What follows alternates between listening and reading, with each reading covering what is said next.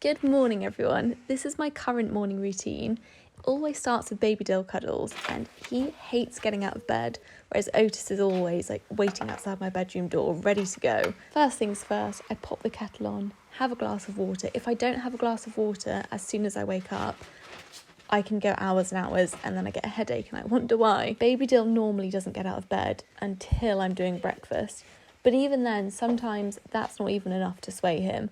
He'll stay in bed and then at lunchtime he'll come down and tell me he's hungry. So that dog is in charge of me.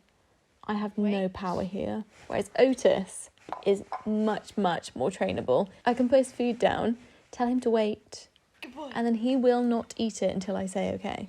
And then I have some vitamins. I just have B12 and vitamin C. So whilst I'm drinking my tea, I'll go upstairs and do my skincare, which I tend to just keep very simple. Get changed into my horsey clothes, come down, wrestle with Otis a little bit, and then go up to the paddocks. But I wanted to show you this ball thrower that I've bought. I wanted one for ages. You've seen my throwing. It's absolutely tragic. And it's just taken me so long, and now I've got one.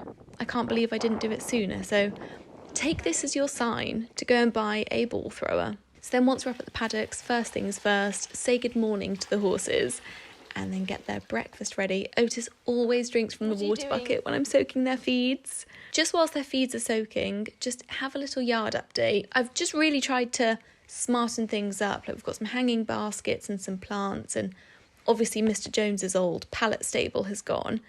So, we're looking a bit better, looking a bit smarter. We're going in the right direction.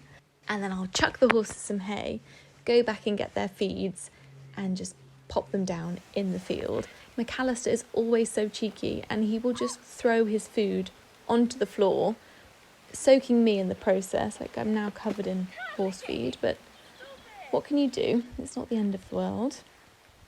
I think he was feeling a little bit cheeky today because he chucked poor Billy's bucket over as well, and I can't believe that Billy just reacted so calmly. If someone did that to me, just threw my food on the floor, I don't think I'd be so polite. Baby Dill doesn't really have much to do with me when I'm doing the horses. He's kind of off doing his own thing. He'll be in the bushes, looking down rabbit holes, seeing what's going on. Whereas Otis is much more in my business. He wants attention. He's like, play with me, play with me. So it's also good training for the horses, just to get them used to things going on in the hustle and bustle of life. If you want to train your horses how to be bomb-proof, buy a ball launcher and get your dog to play fetch in their field.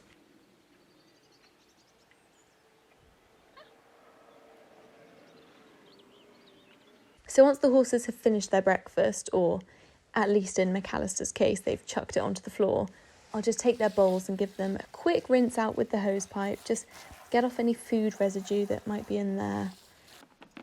And then it's time to poo pick the field, and now I'm down to 2 horses.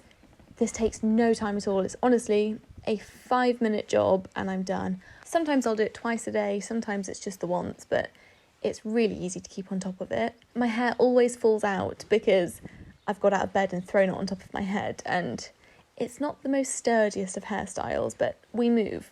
Have a little sneeze. Whilst the horses are eating their hay, I'll just pick their feet out, especially with all the problems I'm having with Billy's hoof at the moment, which we've had developments. That will be its own separate video, which I'll film over the next few days. But I'm just trying to make sure that I'm really on it with their hoof care, so their feet are getting picked out at least once, if not twice a day, just to try and prevent any more nasty things happening to him. And I'm just making sure that his dressing is clean and dry and that's all okay. Taking their rugs off because it's quite warm today, although it doesn't look it. I think that's pretty much it as far as the horses go. But I like to just have a few minutes, 10 minutes in the morning, where I'll take the dogs up into the other paddock and just play with them, make sure they're having a nice time, they've had a leg stretch.